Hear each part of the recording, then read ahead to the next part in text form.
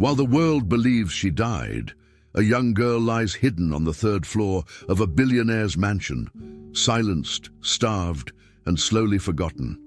Her stepmother orchestrated the perfect lie, a forged death certificate, a fake funeral, and a grieving father thousands of miles away. But behind that lie, one woman watches, listens, and dares to fight back. This isn't just a story about greed. It's about a girl's quiet strength, a father's race against betrayal, and a house filled with secrets louder than any scream. Stay with us until the end, because sometimes the smallest voices carry the greatest truth. The day Eleanor Whitmore died, Daniel stood in the grand hall longer than he should have, eyes fixed on the painted version of her, the one where she still smiled like she had plans for later. He had commissioned the portrait 3 years into their marriage, when things were good and hopeful, when they believed in things like legacy and forever. Now it felt like she was mocking him. She hadn't even been sick. One moment she was on the road to a charity board meeting, and the next, his phone was ringing with an unfamiliar number and a stranger's voice telling him she was gone. No warning, no goodbye. The silence that followed her death was so complete it felt engineered. Daniel drifted through the halls like a phantom, going through the motions of fatherhood without ever fully looking at his daughter. He answered emails, reviewed contracts, nodded in board meetings, but when he looked in the mirror, he didn't recognize the man shaving his face. Lily, just 9, had stopped talking within days. She watched him constantly but said nothing, and in her silence, he saw every word he'd never said to Eleanor. He wanted to fix it, but every time he tried, he failed to reach her. Savannah Blake came into their lives like a perfectly scripted answer to a question no one had asked. She was a former journalist, known for her charm and wit, the kind of woman who remembered names and made people feel seen, even when she didn't care to. Daniel met her at a charity gala honoring Eleanor, and while most people whispered about the indecency of it all, Savannah smiled through it. She played her part well, supportive partner, sympathetic companion, patient stepmother. When she moved into the Whitmore mansion only 6 months later, she brought a kind of brightness with her, a curated energy meant to contrast the grief hanging in every corner of the house. Daniel, desperate for a lifeline, clung to that light. He mistook her confidence for stability. He didn't see the calculations behind her eyes, didn't notice how she began to reorganize things. First the kitchen staff, then the board calendar, and eventually the routines around Lily's care. At first, she told him she was just trying to help, that the girl needed structure. "She's spiraling, Daniel," she said softly one night as he sat with a drink in his hand, "and I know you don't want to admit it, but someone has to do something." Lily had always been a quiet child, but now she was nearly invisible. Savannah made it seem like she was doing the girl a favor, restricting TV, simplifying her diet, adjusting her sleep schedule. Ruth, the longtime housekeeper, raised a quiet eyebrow, but said nothing yet. Savannah was careful in public, but increasingly firm in private. The first time Lily spoke in weeks, she whispered, "I miss Mommy," through the crack of her bedroom door. Savannah stopped in the hallway, slowly turned, and marched back to the room. "You don't say that," she hissed, voice low and clipped. "You don't get to keep her as an excuse." Then she slammed the door with such force that one of Lily's paintings, a watercolor of the garden, fell off the wall. Lily didn't cry. She stood there staring at it, then picked it up and tore it in half, folding the pieces and placing them in her desk drawer like broken letters she'd never send. Downstairs, Savannah poured herself a glass of wine and turned up the volume on the piano playlist, saying she needed soothing ambience. When Daniel came home that evening, she greeted him with a kiss and a laugh and told him Lily was starting to adjust. It didn't take long before Savannah decided Lily needed to be more contained. That was the word she used when she brought it up to Daniel the night before his trip to London. "She's becoming unmanageable," she said. eyes wide with concern, one hand lightly resting on his. "And with you gone, I just don't want anything to happen to her, or to me." Daniel looked at her, exhausted and distracted, trying to remember if he had checked in on Lily that day. "Do whatever you think is best," he muttered, then stood to answer a work call. Savannah's smile didn't reach her eyes. The next morning, after Daniel left for the airport, she waited 2 hours before ordering Brandon, the new house assistant she'd hired, to move Lily's things upstairs. Lily didn't protest. She just walked, carrying her own books as if it had already been decided long before. Room 3A had been a guest room once. Now it was Lily's world. A bed, a dresser, a single window with a cracked lock. Savannah closed the door gently, turned the key, and whispered through the wood, "This is for your own good." Then she walked away. The first few days passed in deliberate silence. Lily didn't scream. She knew better. She simply stopped counting the hours. She organized her books by color, then by author, then by title. She ate what was given to her, drank water when it arrived, and wrote her mother's name in pencil along the wall where the bed met the floor. Eleanor. Over and over, like a chant only she could hear. Brandon never spoke to her. He slid food trays under the door without making eye contact. Savannah rarely came by, and when she did, she said strange things like, "You're being very brave," or "Soon this will all make sense." Ruth, meanwhile, was starting to notice the cracks. She'd worked in that house for 32 years. She had known Eleanor since she was barely 20. She had held Lily as a newborn, and now she was being told the child was sick and resting on a floor where no one but Savannah had keys. Ruth didn't confront yet, but she started writing things down. Times, dates, voices behind doors. And Lily, upstairs, began to press her ear to the wood every time footsteps passed, hoping they would stop long enough for someone to ask if she was okay. Daniel, meanwhile, had no idea. In London, his schedule was packed with meetings, presentations, dinners with partners and donors who treated grief like a social inconvenience. He missed Eleanor in private, in the small moments, when his hotel room was too quiet, when he looked at a dish she would have hated, when he checked his phone for messages that would never come. Savannah updated him via text, sending smiling photos of the garden, of herself in Eleanor's old reading chair, sometimes of Lily's closed door with captions like, "Still resting." He didn't question. He wanted to believe things were healing, that he had made the right choice by giving someone else the wheel for a while. But the mansion knew it had held both the weight of Eleanor's warmth and the cold precision of Savannah's intrusion. It had seen Lily grow up in the sunroom and now vanish without sound, and it would remember. Especially the first time Lily said her mother's name and the door slammed shut in answer. That's when something in the house, something in the air between portraits and staircases, began to fracture. And when Savannah turned the key in the lock of room 3A, telling Lily it was for her own good, no one questioned. Not yet. Lily didn't remember the last time she saw the sky, not just through a window. She'd stopped registering windows a while ago, but really saw it, with color and space and shifting shapes. In room 3A, days bled into each other like watercolors left out in the rain, indistinct and smeared. She woke up to the same pale light leaking through the edge of the curtains, ate the same 3 spoonfuls of whatever Savannah sent up, and went to bed with a stomach that whispered and burned. She had stopped asking questions the first week. Not out loud, she hadn't spoken since her mother died, but even in her head, the questions had grown tired. Why was she here? Why wasn't Daddy calling? Why had Savannah stopped looking at her like a person and started looking at her like something to be managed? The only thing Lily still did, with quiet obsession, was write her mother's name over and over along the wall beside her bed. Eleanor, Eleanor, Eleanor. Tiny, perfect print, each one placed as if it had to earn its place.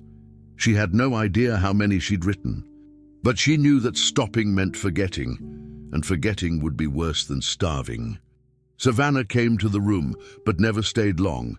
Some days she simply opened the door, stood in the threshold and looked at Lily without speaking. There was something deliberate in the way she stared, like she was waiting for Lily to either crack or disappear. She never asked how Lily was feeling. She didn't ask if she wanted to come downstairs or eat with the others. Her presence felt less like a check-in and more like a performance, a box to tick off so she could tell someone, maybe herself, that she was trying. Savannah sat on the edge of the bed and picked up one of Lily's pencils. "You don't even cry anymore," she said flatly, as if it annoyed her. "You just sit here like this is some tragic play, and you're the sad little ghost." She tapped the pencil against her thigh, then stood. "You think people will feel sorry for you, but they won't. You'll see." That was the last time she touched anything in the room. From then on, Savannah sent Brandon with trays and never crossed the line herself, and that suited Lily just fine. Her voice was gone, but her silence had teeth now. Ruth Carter noticed before anyone else. 32 years in the Whitmore house had trained her eyes to read patterns, and Lily's absence was not a subtle shift. It was a hole in the walls. Her breakfast plate no longer returned with crumbs. Her socks weren't in the laundry basket. And her laughter, that sharp, musical sound that once echoed from the garden to the upstairs landing, had evaporated entirely. Ruth asked once, casually, while folding linens, "Is Lily with you this morning, Mrs. Whitmore?" Savannah didn't even look up from her tablet. "She's resting. Emotionally unwell. Doctor's orders." The answer came too fast, too polished, and too out of character. Eleanor would have given a 5-minute explanation. Daniel would have looked stricken. Ruth tucked the information away, said nothing, and started watching. She began sweeping earlier in the mornings, hoping to catch a glimpse through cracks in doors. She noticed that room 3A was always locked. Always. When no one was around, she tested the handle. It didn't budge. She didn't confront. Not yet. But she began scribbling notes on old shopping receipts and napkins, dates, times, odd deliveries. Ruth wasn't one for drama, but she had always known when a child was in danger, and Lily wasn't sick. She was missing, inside her own house. Upstairs, Lily clung to small rituals to survive. She folded her napkin after every meal, even when all it held was a slice of dry toast. She counted the steps from her bed to the door, then back. She whispered her mother's name 3 times before sleeping. These acts didn't offer comfort so much as control. On day 14, she thought it was 14. She woke up and realized she hadn't seen her father's face in over 2 weeks. She imagined him somewhere loud, somewhere busy, not thinking of her. That thought hurt more than the hunger. Savannah had once mentioned a trip. London. She wasn't sure when or why, but the silence since had stretched so long it had changed color. Not white noise silence, but vacuum silence. The kind that presses against your ribs and tells you you're invisible. Lily pressed her hand against the window pane, then her ear. Nothing. The sound of her name, even in her own head, felt like it belonged to someone else. She tried to draw one day, picked up the pencil, stared at the blank page. Her fingers wouldn't move. Instead, she wrote just one word in the center, "Gone," then folded the paper into a square and placed it under the bed. That night, Ruth couldn't sleep. Something about Savannah's tone had been too smooth, too rehearsed. Ruth had raised Daniel since he was Lily's age. She'd seen every phase of that family, its joy, its scandals, its grief. But this silence, this dead-air routine pretending to be order, was not something she could explain away. So she crept upstairs just after midnight. The hall was quiet. No music, no footsteps.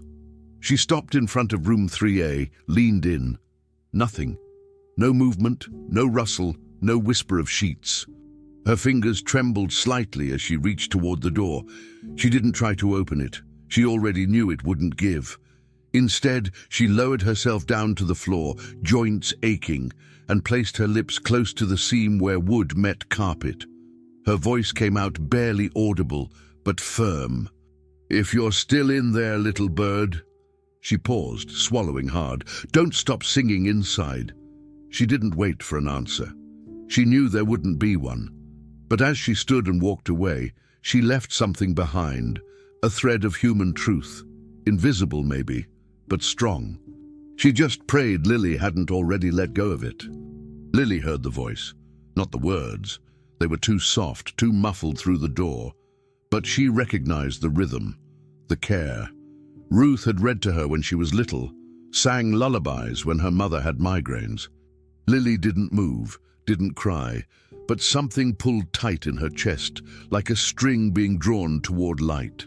She curled into her blanket and imagined Ruth standing on the other side, waiting.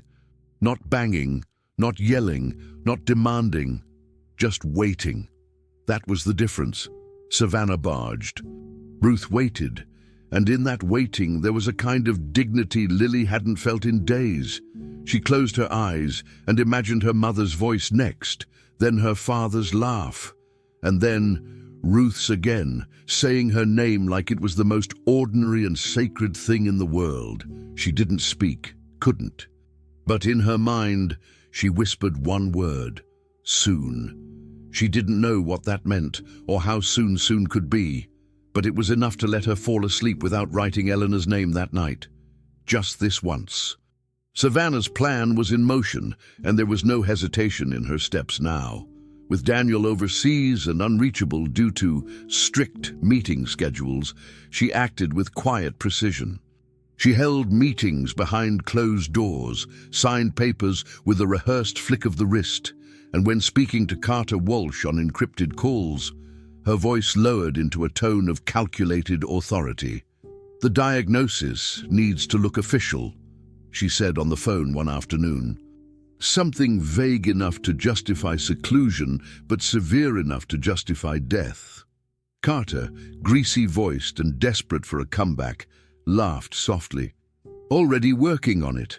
Failure to thrive, psychiatric complications, no autopsy recommended, clean and easy."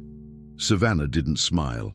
She hung up, crossed Lily's name off a printed family trust document, and marked a date on her calendar under the word memorial. She'd already contacted a florist, discreet, private, someone used to high net worth grief, and requested white lilies, small arrangements only, nothing ostentatious. She told them the child had been fragile, a beautiful soul, lost quietly. The lie came easily. She wore it like a silk robe, but there was one thing Savannah hadn't accounted for: Ruth's eyes, always watching. And Ruth had lived long enough to know what real mourning looked like. This wasn't it. Ruth had kept her distance for a while. She had known women like Savannah before, polished, powerful, the kind of woman who learned to cry without ever wetting her cheeks. But this was something colder. Ruth noticed the absence of Daniel's calls. She noticed that no one asked for Lily anymore, that the child's door stayed locked even during the day, and when she passed the study one night and heard a printer running at 11 p.m., she made her choice. She waited until the house was asleep. Midnight came like a whisper. She took off her shoes, slid through the servants' corridor, and unlocked the rear entrance to the study with the old skeleton key Eleanor had given her years ago, just in case. The printer tray was still warm. She flipped through the documents: transfer of guardianship forms, psychiatric evaluations with forged signatures, even a draft of a death certificate that read Lillian Whitmore, deceased. Her breath caught in her throat. She didn't panic. She photographed each page with her old flip phone, hands trembling. Then she opened the drawer where Savannah kept personal papers and found receipts, transfers, retainer agreements, a burner phone. Ruth didn't take anything. She didn't need to. She had everything she needed now, except time. She wrote the letter at 2:17 a.m., sitting in the back corner of the laundry room where she used to read to Lily when the girl was 4 and afraid of thunder. Her handwriting, once elegant, shook as she put words to paper. She didn't use flowery language. She didn't plead. She simply told the truth. That Lily was alive, that Savannah was orchestrating something dangerous, that Daniel needed to come home immediately, not for the sake of his company, but for the life of his daughter. She addressed the envelope to Mr. Daniel Whitmore, the Corinthian Hotel, London. She debated signing it, then decided against it. She didn't need to. He would know. At the bottom of the letter, she slipped in a folded drawing, one Lily had done of Eleanor just before she passed. A quiet sketch in soft pencil. Ruth had found it tucked inside an unused tablecloth weeks ago. She figured it might do what words couldn't. She folded the letter carefully, wrapped it in linen, and sealed the envelope with wax from an old candle. Her chest ached, but not from fear, from knowing what might come next. Morning broke like any other. Savannah left early for a meeting. Some excuse about charity funding and city permits. Ruth waited until she was gone, then crossed the threshold of the house with the envelope pressed tightly between her fingers. She walked slowly, deliberately, her shoes silent on the stones as she reached the gate. The mailbox sat just beyond the hedges. She opened it with 2 fingers and placed the letter beneath the usual deliveries. Catalogues, invoices, a newsletter from the local art museum that Daniel never read. She paused, stared at the flag, then let her hand hover over it for 1 long second. Raising it meant no return. She exhaled sharply and lifted the flag. Done.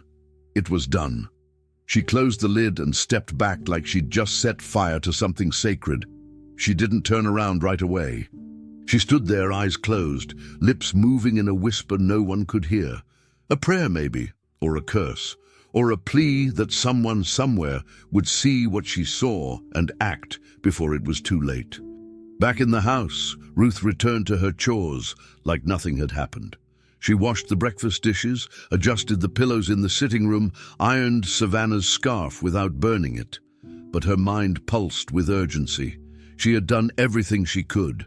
The rest was in Daniel's hands now. She didn't know if he would believe her. She didn't know how long the letter would take to arrive, or what Savannah would do if she discovered it missing. But none of that changed the fact that Lily was still locked upstairs, growing quieter by the day, erasing herself from a world that didn't seem to be coming back for her. That thought haunted Ruth. She had been helpless once, a long time ago, and someone had saved her with nothing but a letter. Maybe it was foolish to hope that history could repeat itself, but in the quiet rebellion of sending that envelope, Ruth had chosen sides. She wasn't just the housekeeper anymore. She was the witness, the whistleblower, the one who refused to stand still while a child disappeared behind silk lies and silence. That evening, Savannah passed Ruth in the hallway and smiled. "Everything all right?" she asked, voice warm, almost lazy. Ruth nodded. "Same as always, Mrs. Whitmore." Savannah didn't press. She never did. She walked off humming to herself, heels clicking. Ruth turned back to her linen cart, her hands steady. She had done the unthinkable, but not the unforgivable. Upstairs, Lily still hadn't eaten. She'd pushed the tray away untouched, but something had shifted. A breeze in a still room, a hinge beginning to loosen. And down at the gate, a linen-wrapped envelope rode quietly with the Morning Post, on its way to a man who hadn't yet realized how many pieces of his world were on fire. The black car moved slowly through the gates of Whispering Oaks, tires slicing through the wet gravel, as Daniel Whitmore leaned forward in his seat, sensing, before seeing, that something was wrong. He wasn't supposed to be back until Sunday. No one expected him. But something in Ruth's letter had gripped his chest in a way no boardroom presentation or quarterly crisis ever had. Now, through the windshield, he saw them. White lilies arranged in symmetrical clusters, ribbons on the iron gateposts. And then the sign, printed in delicate serif font, Private Family Memorial for Lillian Whitmore. His heart stopped cold. The world around him seemed to blur, but not from the rain. The driver said something. Daniel didn't hear it. He stepped out before the engine fully stopped, walked toward the front doors as if in a trance, disbelief folding into horror with every step. The house looked too quiet, too polished, as if someone had tried to make grief beautiful. When the door opened, Ruth was already there. She didn't speak. Her eyes were red and wet, not with the sorrow of someone mourning, but with the rage of someone forced to wait too long. She clutched his wrist and whispered only one word: "Upstairs." Daniel didn't ask questions. He didn't demand explanations. The moment Ruth released his hand, he took the stairs 2 at a time, the way he used to when Eleanor had called him during Lily's colic nights. He passed paintings, past memories, past the scent of flowers he now realized were never meant for celebration. He reached the 3rd floor, saw the locked door and didn't pause. He slammed into it with his shoulder. Once, twice, it cracked on the 3rd hit. Splinters flew inward. Savannah hadn't bothered to reinforce it. Inside, the room was dim and smelled of sweat, dust, and something far worse: neglect. And then he saw her. Lily. A thin frame under a thin blanket, curled on the edge of a too-small bed. Her face was pale, her hair tangled, and her lips chapped and colorless. But she was breathing, alive. Daniel's legs gave out beneath him. He stumbled forward and dropped to his knees beside the bed, reaching for her with a trembling hand. "Lily," he said, voice cracking. "My God, Lily!" She didn't flinch. Her eyes opened slowly, unfocused. She blinked once and then again. She looked at him as if trying to match a face to a memory long buried under fog. Her hand, small and trembling, reached out, not with desperation, not with urgency, but with recognition. Daniel took it into both of his and held it as if he could anchor her back into the world through contact alone. He pressed his lips to her knuckles, then her palm, tears falling freely now, with no effort to hide them. "You're here," he whispered. "You're here. I'm so sorry." She didn't answer. She couldn't, but she didn't pull away. And in that silence, Daniel felt the weight of everything he'd missed, not just the days of absence, but the signs he should have seen, the trust he had misplaced. He buried his face in her hand and wept like a man who had finally found the only thing worth finding. Downstairs, Ruth stood frozen at the base of the staircase, listening. She didn't need to go up. She knew what had happened, knew it by the way the silence above had changed, from hollow to broken, from broken to real. She turned her head slowly as the front door creaked open again. Savannah stepped into the foyer, still wearing her coat, still holding her phone, mid-conversation. Her eyes met Ruth's. The phone dropped slightly. "Why is his car here?" she asked, not bothering to greet. Ruth said nothing, just stared. Savannah took a step forward, mouth open as if to argue, but something in Ruth's expression made her stop. Maybe it was the fact that Ruth didn't look afraid. Not anymore.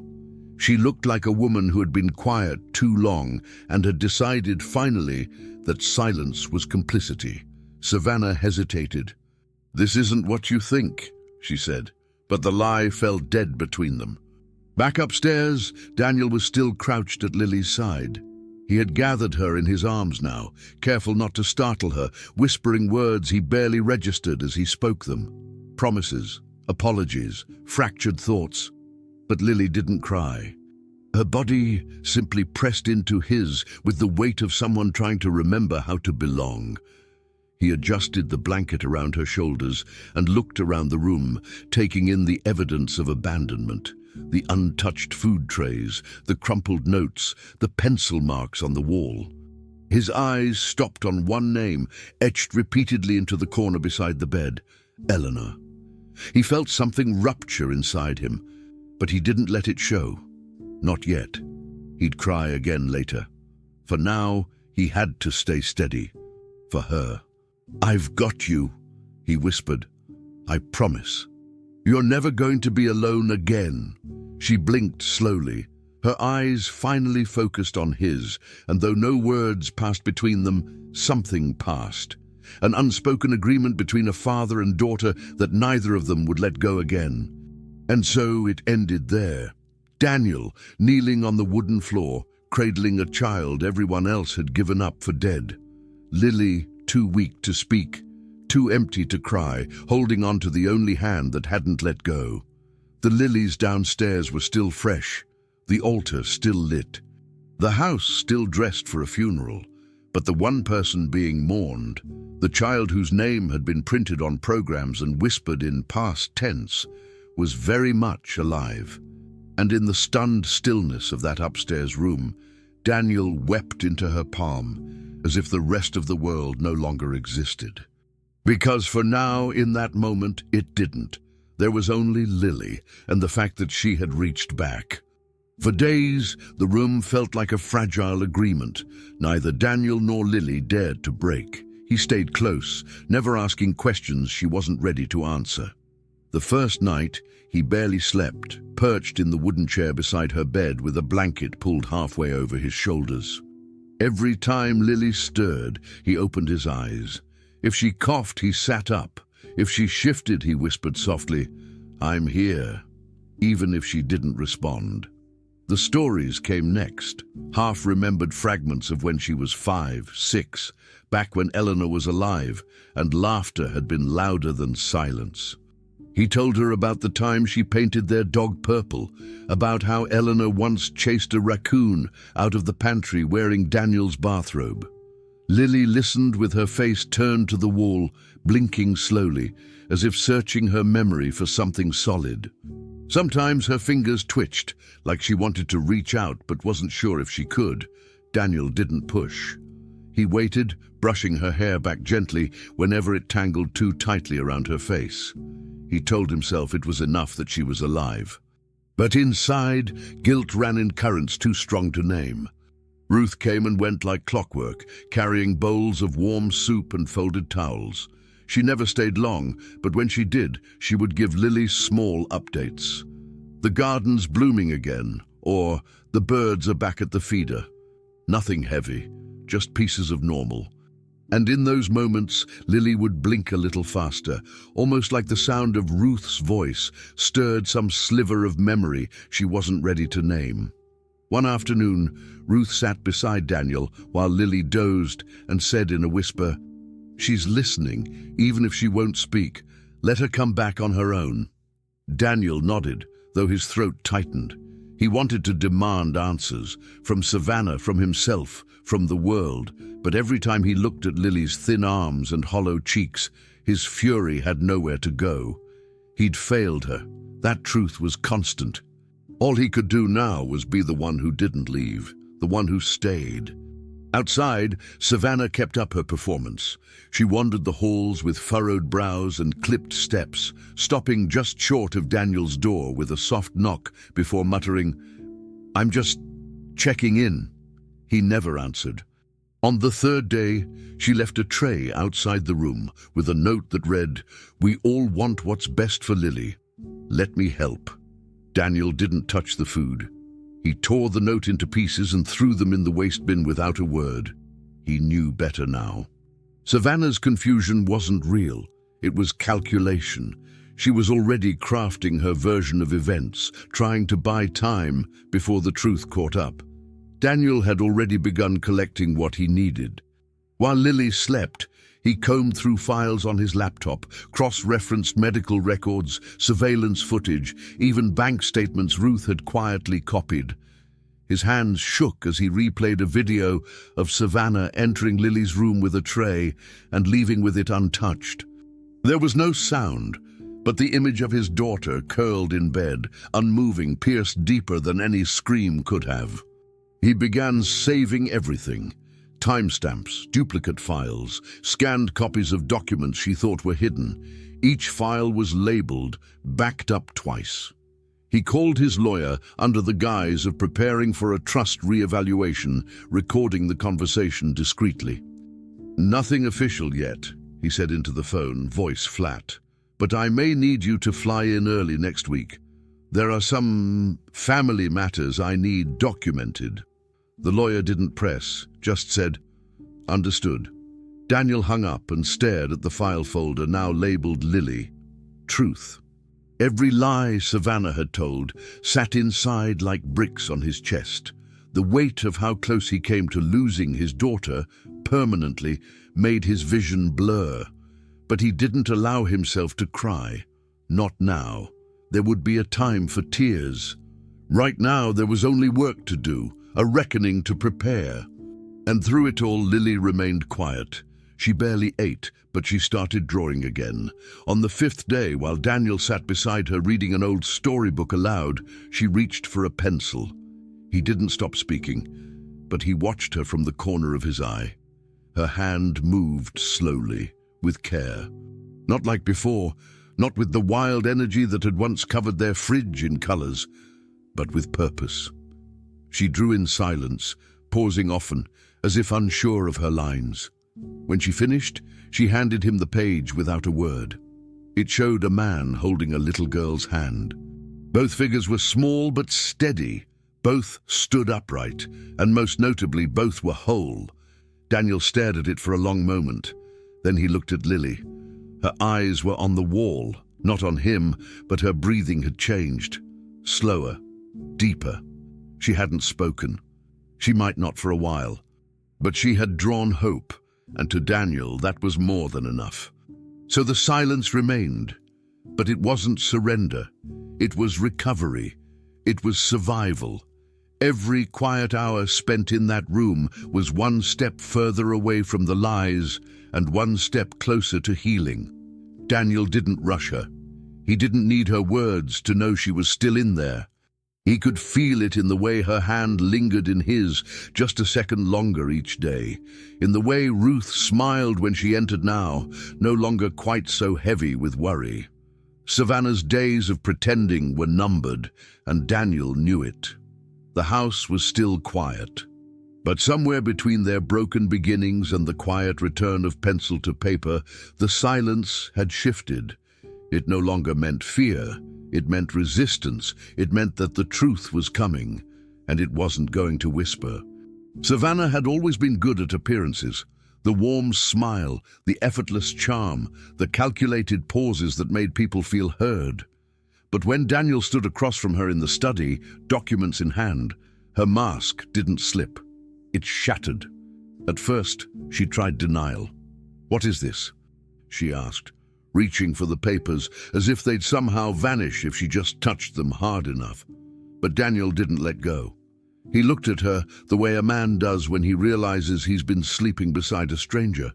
His silence spoke louder than any accusation.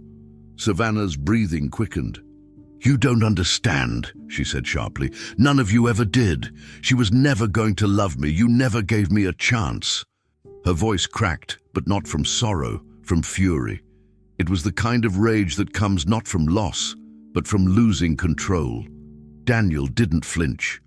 He simply set the documents on the desk, printed emails, audio recordings, a florist receipt with the line child memorial arrangement. White lilies.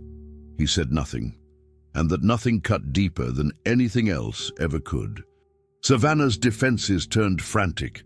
"You left me alone with her," she snapped, pacing now, gesturing wildly. "You ran off to London and left me in this mausoleum with a girl who stared through me like I didn't exist.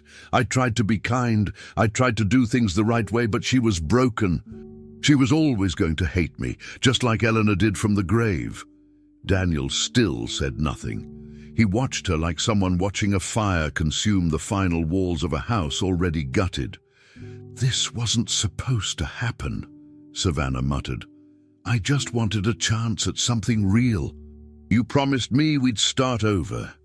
Her voice trembled, but Daniel heard no regret in it, only bitterness. She still didn't see Lily as a person, only as a barrier. "Do you even realize how lonely it was?" she whispered. "Even Ruth looked at me like I was nothing, like I didn't belong here." Her voice collapsed into a growl. "Well, now I don't. Is that it?" Daniel finally spoke. One sentence, one line. You made sure of that yourself. He didn't yell, he didn't accuse, but the finality in his tone froze her in place. He reached for his phone, thumbed in a message, and within minutes the knock at the front door echoed like a verdict. 2 officers entered, calm, direct, professional.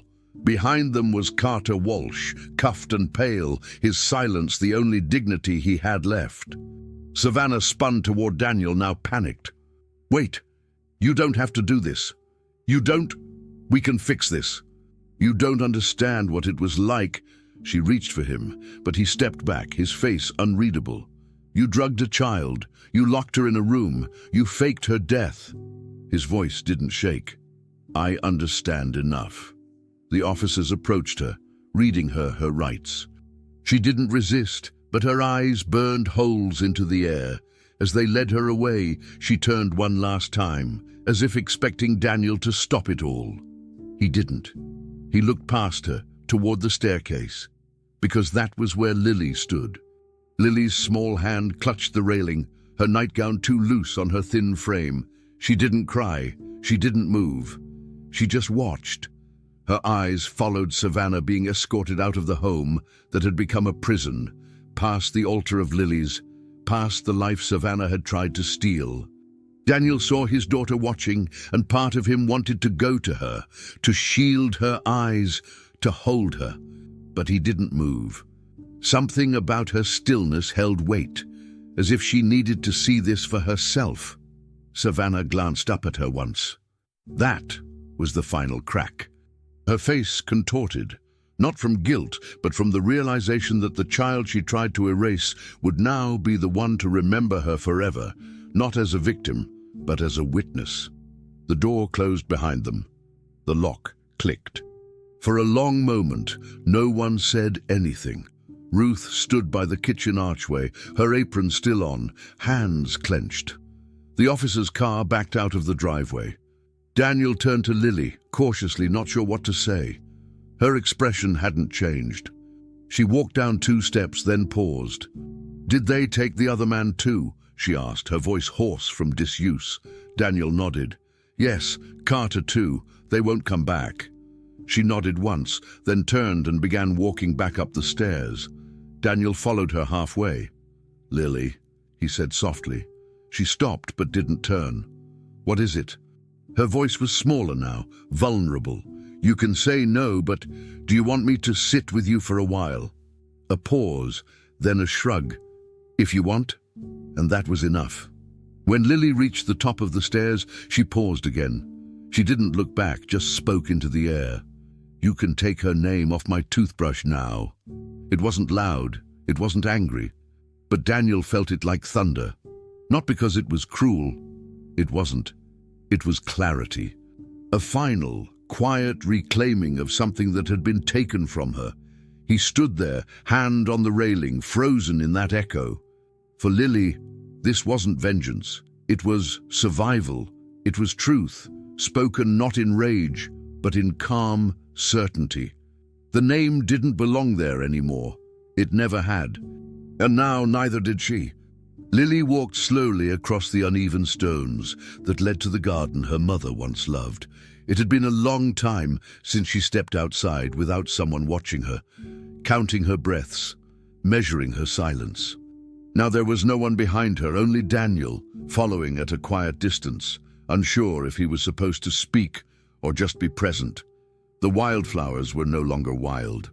The garden was overgrown in places, bare in others, but something in the soil remembered. She stopped at a patch of earth where she used to dig beside Eleanor, back when they named petals and buried seeds with promises. Daniel approached, his footsteps hesitant. He didn't know what to say, and for once, he didn't try to say much. Instead, he just stood beside her, hands shoved into the pockets of his coat like a boy waiting to be chosen for something he didn't think he deserved. Lily didn't look at him. Her voice was soft, as if afraid the words might break if she spoke too loud. She used to say, "Every flower has a name." Daniel slowly knelt beside her, his knees creaking with age or shame, maybe both. He scanned the patchwork of colors still blooming, dull from the season but stubborn in their survival. He pointed to a pale pink flower barely peeking out from behind a cracked stone. "That one's Eleanor," he said after a pause, voice steady but weighted. Then he shifted, brushing dirt from the edge of a green stem, eyes flicking up to meet hers. "And this one," he gave a small, almost tentative smile, "might be Lily." She blinked, unsure how to react, not because the moment was wrong, but because it felt real, unrehearsed. Daniel hadn't rehearsed that line. He meant it. She didn't smile, not yet, but the corner of her mouth moved slightly, like something inside her was loosening. She knelt too, fingers brushing the soil, not picking the flowers, just being near them. The silence didn't weigh as much anymore. That afternoon, Lily returned to her room with mud on her palms and something lighter in her chest. She didn't tell anyone what the garden had said to her, if it had said anything at all. But she took out her pencils, the set Ruth had given back to her, wrapped in a clean cloth, and began to draw. At first, the lines were slow and uncertain, like her hand had to relearn how to express what words couldn't reach, but then they came faster, not chaotic, but flowing. She drew the garden, not exactly as it looked, but as she remembered it, full, blooming, glowing. And in the middle stood a tall figure with messy hair and a girl with shoeless feet. Their hands were linked. In the sky above them, a woman watched, not like a ghost, but like a guardian. Her eyes were closed, her smile soft, her hands open. It was Eleanor. But more than that, it was comfort. Daniel found the drawing on Lily's desk when he came in to check on her, unsure if he was allowed to knock yet or not. He stared at it for a long time without touching it, afraid that moving it might somehow erase the permission it implied. He looked at Lily, who was curled up on the bed facing the wall but not sleeping. "Did you draw this?" he asked quietly. She nodded without turning. "It's beautiful," he said. "Really? Do you mind if I keep it?" Another nod. That was all he needed.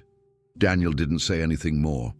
He picked up the drawing carefully, holding it as if it might dissolve in his fingers. Then he left the room without closing the door fully behind him. A small gesture that said, "I trust you to come out when you're ready." Instead of storing the drawing away or tucking it into a box, Daniel did something different. He took the frame that once held a painting in the upstairs hallway, one of those abstract pieces that had never meant anything to anyone, and replaced it. He centered Lily's drawing on the wall just above the landing where the light hit it best. Then he stepped back and stared at it, his throat tight.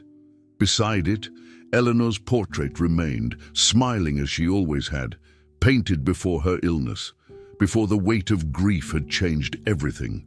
For a moment, Daniel imagined her turning her head slightly to glance at the new frame, not in judgment, in approval. That evening, when Lily finally came down to get water, she paused on the stairs and saw what he'd done. She didn't say anything at first. She just stood there, hand resting lightly on the banister, eyes locked on the frame. Then she glanced sideways at Eleanor's portrait. Two pictures, two women. Two mothers, in their own way. Lily didn't need to ask why her drawing was there. She knew. And though she didn't smile, her shoulders softened. She walked past Daniel on the way to the kitchen and whispered a single word as she passed him. "Thanks." He didn't reply, only nodded, swallowing the lump in his throat. And from the top of the stairs, Ruth watched quietly, one hand resting on her chest, where something like relief finally settled. The house began to shift in ways that weren't loud or dramatic, but unmistakable. Daniel, who had once floated through rooms without purpose, now moved with a kind of steady resolve. He avoided the third floor at first, too many ghosts clinging to the air up there. But one morning, Lily left a small envelope outside his study. Inside was a sketch. The hallway from the top of the stairs, empty, with one word written in colored pencil: paint. That was all the permission he needed. Within weeks, contractors arrived, but Lily was the one who chose the color of the walls. Soft sky blue. The ceiling? A pale cream. Daniel didn't argue. He just wrote checks and stood nearby while she supervised with quiet eyes. It was her space now. The locks were removed, the windows unsealed. The room that once held fear now opened toward creation. And when the final box of supplies arrived, easels, canvases, oils, chalks, Daniel called her in and handed her a single gold key. She didn't ask what it was for. She just took it, placed it on a hook by the window, and began to draw. Ruth, too, had found new purpose. After years of being the silent backbone of the house, she stepped into a role that required voice, vision, and vulnerability. Daniel offered her the position without ceremony. "You already saved us once," he told her. "Let's make that official." She blinked back tears and nodded, though her hands trembled when she signed the paperwork. As director of the newly founded Whispering Oaks Foundation, Ruth threw herself into creating a space for children who had been through things no one should go through, kids like Lily. Kids who knew silence too well. She worked late, wrote grants, interviewed staff, and called on local therapists and educators who had once been family friends. She didn't want pity cases. She wanted resilience, strength in the quiet ones. And she understood them because she had watched one of them survive just down the hall. Her first hire? Javier? Javier, the chauffeur who had once only spoken when spoken to, now drove more than just Daniel's schedule. He transported children, picked them up from homes, shelters, schools. He bought stickers and mints to keep in the glove compartment, learned which radio stations made anxious kids feel calm. One boy refused to leave the car during his first therapy appointment. Javier didn't force him. He simply turned off the ignition, leaned back in his seat and said, "We can sit here as long as you need." An hour passed. Then the boy got out, wordless, and walked in. Javier didn't tell anyone about it, but Lily noticed. She started leaving small notes in the center console. "You got this," or "Thanks for being gentle." She never signed them with her name. Only a tiny heart drawn in green ink.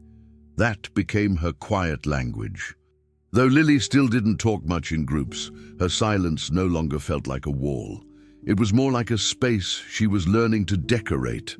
In solitude, she painted things others struggled to say.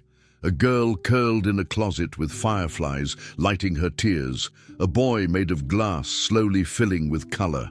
A house cracked down the middle but stitched with flowers at the seams. Her art was hung throughout the foundation halls.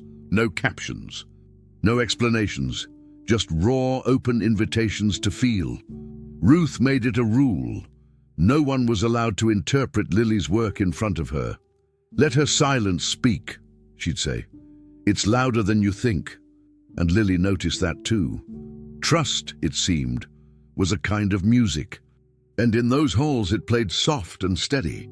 The door to room 3A was left open now, not wide, just enough to say this place remembers, but it doesn't control us anymore. Lily didn't go in often, but when she did, she didn't rush. She'd sit at the edge of the desk, trace the edges of the drawer, open it slowly, and stare at the bare wood inside. It was empty now. Nothing locked, nothing hidden. Daniel never asked what she felt when she went up there. He just made sure the door never creaked, never stuck. Healing didn't need an audience, it only needed consistency. And every so often, Lily would bring a paper flower or a folded origami bird and leave it on the windowsill, letting the room hold something new. Not pain, but memory. One evening, as the sun slipped behind the trees and shadows lengthened across the walls, Daniel walked into room 3A alone. He carried a single piece of paper, cream-colored, thick. On it, in his uneven handwriting, he had written 7 words. He placed the note inside the drawer, closed it gently, and turned to leave without ceremony. The room didn't pull him back this time. It let him go. Later, when Lily entered after dinner and saw the desk, she opened the drawer and found the note. She read it twice, then again, her thumb brushing over each letter. Forgiveness begins with light. She folded the paper and placed it under the key on the hook. Then she sat at the desk, opened her sketchbook, and began to draw. 1 year later, Whispering Oaks no longer held its breath. The walls that once echoed with silent dread now hummed with the soft rhythm of children's footsteps and laughter that lingered even after dusk. Where doors had been shut in secrecy, now they remained open, every hinge oiled, every lock removed. The house had changed, not just in structure but in soul. The third floor, once a place of confinement, had become a hub of color, glue, laughter, and art. Children came in shy and left braver. They learned to speak without fear, to sit in silence without punishment. The foundation had grown, not in size, but in meaning. Volunteers filtered in with snacks, supplies, and stories, but 3 figures remained at its core: Ruth, Daniel, and Lily. They weren't just founders. They were the heart. They knew what it meant to rebuild from nothing, and they made sure no child walked those halls without feeling seen. Preparations for the memorial began quietly. No fanfare, no forced smiles, just intention. It had been 1 year since Eleanor's death, a date that had once marked the crumbling of everything. But now it meant something else entirely. Not closure, not finality, but rebirth. Daniel debated whether to cancel the event, afraid of public emotion, unsure of how Lily would handle it. But it was Lily who reminded him. We said we'd remember her out loud this year. And so, on a Saturday morning, soaked in early autumn air, chairs were set in the garden she once loved. A photo of Eleanor rested on a stand, framed in bronze. Flowers surrounded her, not white lilies this time, but wildflowers, the same kind she'd once planted with Lily before sickness took her voice. Ruth gave a short welcome. Javier brought lemonade. The children released paper birds at the end. Each had a name written beneath its wings. Daniel stood near the front, shifting his weight from one foot to the other. He didn't prepare a speech. He didn't need to.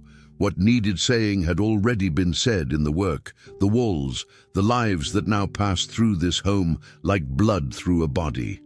But when Lily took his hand and stepped up beside him, he went still. She wore a soft blue dress and a bracelet made of Eleanor's old buttons. Ruth's idea. The crowd quieted. Daniel looked down, unsure if she was going to stay beside him or retreat. Then Lily leaned toward him, her voice just loud enough for the people in the front row to hear. She'd be proud of you. The words slid into his chest like sunlight after years of rain. It wasn't just that she spoke. It was that she chose to speak then. To him, in front of others. A gift, a trust, He dropped to his knees without hesitation, pulled her close, and held her as if letting go might make the moment disappear. But this time his tears weren't bitter. They weren't tangled in regret or guilt. They came clean, free, tears of release. Behind them, the audience stood still, some with hands over hearts, others with closed eyes. Ruth wiped her cheek and smiled. Javier lowered his head. And Lily just let him hold her, her small fingers gently resting on his back. It wasn't grand, it wasn't rehearsed, but it was real. The house, watching from every corner, felt the shift. For the first time in a long while, it exhaled. Later that afternoon, Daniel placed a fresh frame on the second-floor landing. Not beside Eleanor's portrait, but across from it. Inside it was Lily's drawing from the garden, the one with Eleanor in the clouds, and beneath it, in a small engraved plaque, just 4 words: she watches, we build. When Lily saw it, she didn't cry, she didn't speak, she just stood beside him and took his hand again. They didn't need to say anything more. The house didn't need grand speeches. It had learned to listen, it had learned to hold memories and move forward. That evening, Ruth turned out the last light in the kitchen. She stood by the back door for a moment, eyes sweeping across the now quiet garden. She thought of the first night she sat outside Lily's locked door and whispered through the crack. She thought of the note Daniel left in the drawer. She thought of Savannah, now just a name behind glass. Then she stepped outside to leave. As she passed through the hallway, she whispered something no one heard, something only the house needed to know. And somewhere upstairs, a door didn't creak when the wind touched it. It simply opened. And for the first time, Whispering Oaks felt like home again. We put our hearts into every story we share here, and this one was no exception. If this journey moved you in any way, if Lily, Daniel, or Ruth made you feel something real, we'd love to hear your thoughts in the comments. Your support means the world to us. When you subscribe to our channel, you're not just helping us grow, you're helping us keep these meaningful stories alive. It takes days, sometimes weeks, to bring them to life with care and respect.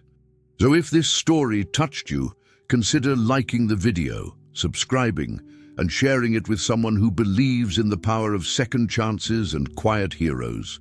Thank you for being part of this community. See you in the next one.